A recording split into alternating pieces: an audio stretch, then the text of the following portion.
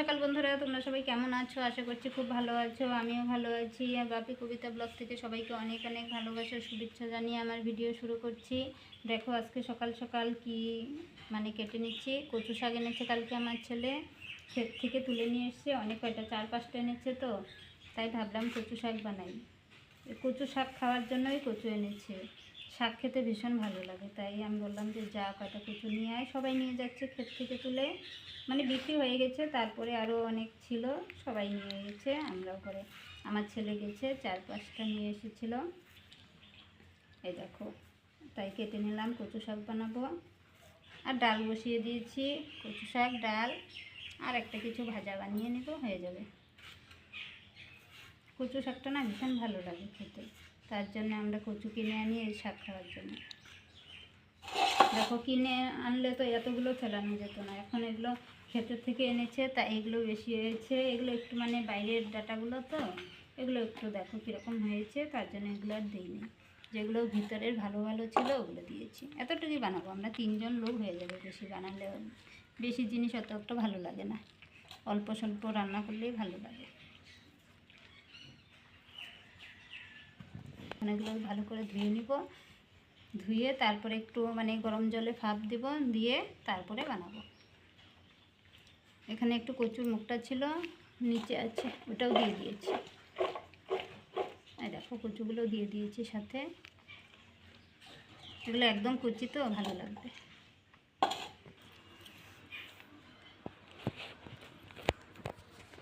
দেখাচ্ছি তোমাদের কালকে কতগুলো এনেছিল।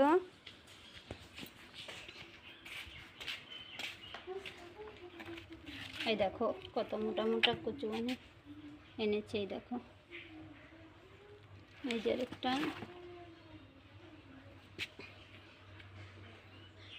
কালকে রাতে একটা রান্না করেছি, আরও একটা কোথায় আছে। এই দেখো, এখানে একটা রেখেছি। এটা থেকে অল্প শাক কেটে নিয়েছি, তো তার জন্য এখানে রেখেছি। আর কালকে রাতের বেলা একটা কেটেছিলাম, ভাজা করেছিলাম, সেদ্ধ দিয়েছি। ভালো লাগে কচু সেদ্ধ খেতেও না, খুব ভালো লাগে। ভাজা খেতেও ভালো। কচুর যে কোনো জিনিস আমার খুব ভালো লাগে। কচুর লতি সব কিছু খুব ভালো লাগে। দেখো আজকে কীরকম রোদ উঠেছে, দেখেছ? ভীষণ রোদ উঠেছে। কতদিন তো বৃষ্টি গেল, এখন আবার এত রোদ উঠেছে। রোদ্রের জ্বালায় থাকা যায় না, ভীষণ গরম, ভীষণ। আমাদের বাড়িতে আরও ভীষণ গরম লাগে। এই পাশে তো গাছ আছে, কিন্তু এই দেখো এখন সূর্যের আলোটা একদম আমাদের ঘরের উপরে বাড়িতে পড়ে। সারা দিন রোদ থাকে। বিকেলবেলা একটু সূর্যটা পশ্চিম দিকে অস্ত যায়, তখন একটু ছায়াটা পড়ে। দেখো কীরকম রোদ উঠেছে। আমাদের পুজো দেওয়া হয়ে গেছে। আজকে আমার মেয়ে দিয়েছে পুজো, আমি রান্না বসিয়ে দিয়েছি।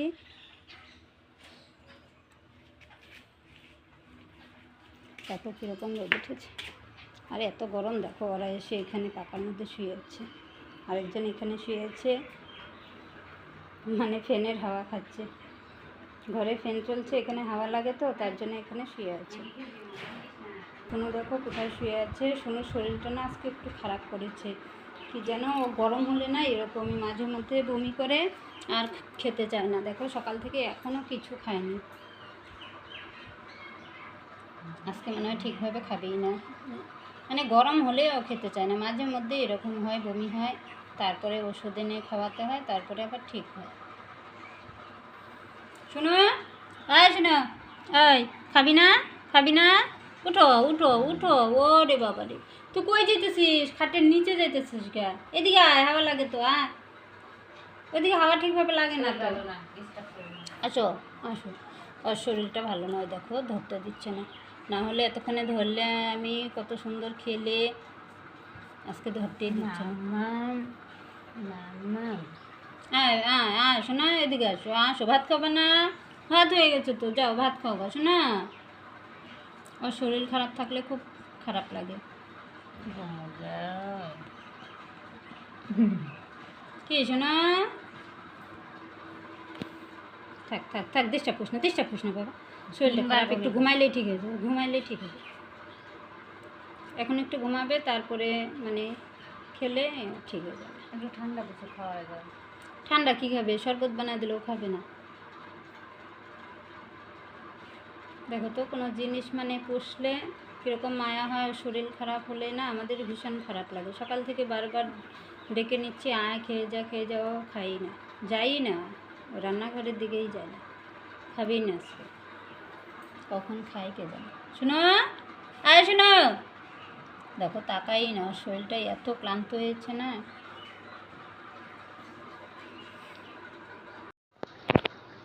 দেখো বন্ধুরা, একটা ড্রেস অর্ডার দিয়েছিলাম, এই ড্রেসটা বিয়ের 6-7 দিন আগে দিয়েছি। ভাবছিলাম যে বিয়ের মধ্যে বোধহয় আসবে। আমার মেয়ে ভাবছে যে বিয়েতে আসলে মানে এই ড্রেসটা পরে বিয়েবাড়ি যাবে। তো বিয়ের সময় না আসেনি জানো, তার জন্য আমার মেয়ের মন ভীষণ খারাপ হয়েছিল, বলে যে আমি আর বিয়েতে যাবই না। তারপরে আমি বললাম, তুই ড্রেসের আশায় কি তুই বিয়েবাড়ি যাবি না? তোর কি আর কোনো ড্রেস নেই? বলে না, এটা পরেই যাব নতুন। আমি বললাম, এটা কোনো কথা? এটা আসবে কি আসবে না এটা তো কোনো গ্যারান্টি নাই, তুই শাড়ি পরে যা। তারপরে শাড়ি পরে গেছে, ড্রেসটা আর আসেনি। তার 2 দিন পরে, বিয়ের 2 দিন পরে চলে এসছে। দেখো এখন আমার মেয়ে রাগে বলে যে এটা আর পরবই না। তাই যে তোমাদের সাথে একটু মানে শেয়ার করছি। দেখো এটা আজকে আসলো, এখন খুলে দেখাবো।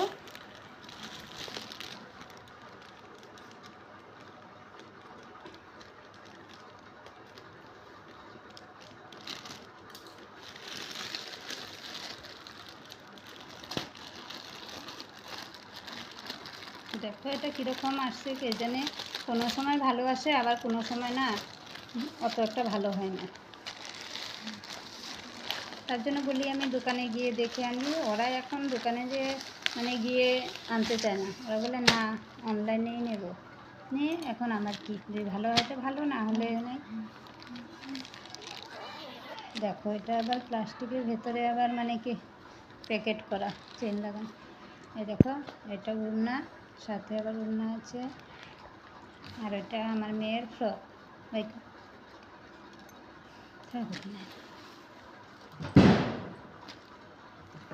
এদিকে আবার কিসের বোম ফাটছে।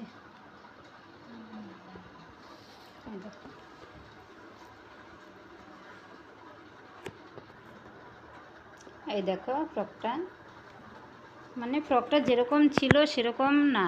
ফ্রকটা মানে উপরে নিচে একটা কাপড় ছিল, উপরে নেটের মতো ছিল, কিন্তু ওরকম আসেনি। এমনি কাপড়টা খারাপ আসেনি, ভালোই এসেছে, হালকার মধ্যে লং জামা।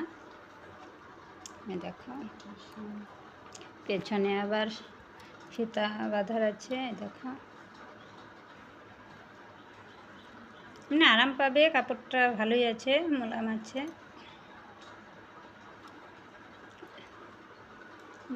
দাঁড়া এবার,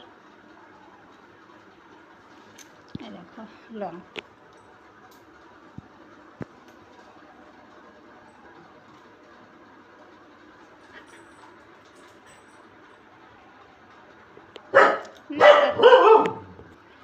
না অত একটা খারাপ হয়নি, ভালোই হয়েছে। যাই হোক 2 দিন আগে আসলে ভালো হতো, বিয়ের মধ্যে পড়তে পারতো, বিয়েতে পড়তে পারেনি, তাই আমার মেয়ের মনটা একটু খারাপ হয়েছে। আর কি করা যাবে, অত গ্যারান্টি নিয়ে তো আর কোনো কাজ হয় না। ওটা আমাদের মানে আইডিয়াতে বলেছিলাম যে চলে আসবে বিয়ের আগে, কিন্তু ওদের টাইম হলেই তো ওরা দিয়ে যাবে না। এই যে ওড়নাটাও ভালো আছে, একই ফ্রকের একই ওড়না।